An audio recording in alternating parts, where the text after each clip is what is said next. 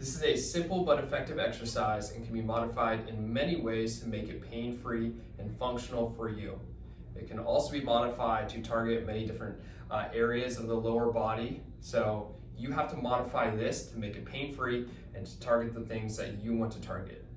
So to start out here, we're going to be focusing on trying to get a good tripod position. So it's very good to do this with your shoes off if you can tolerate it. And it's not bad to do it with your shoes on, but you can get a lot of work into some of the foot and ankle stability and how that relates to the rest of the lower body if you do it with your shoes off. So you're going to place a chair or a box or some sort of stable surface behind you. You're going to set up with your foot in front of you here, put the ball of the foot on this surface here, and then you're just going to sink this knee towards the ground, putting the majority of weight on the front leg here. There should be equal weight bearing on the inside, outside ball of the foot, and the heel. When I get down to the bottom, notice the knee position is right over the foot and is not going inwards or outwards. And again, as I go down, the majority of the weight is on the front leg.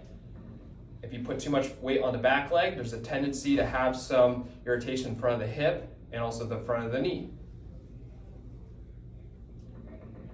Now, ways to alter this are the distance from the box. So you can increase the distance, and there's a tendency to get a bigger stretch here and to get a little bit more into a posterior chain dominant split squat for the front leg. So that's the glutes, low back, and the hamstrings, like this.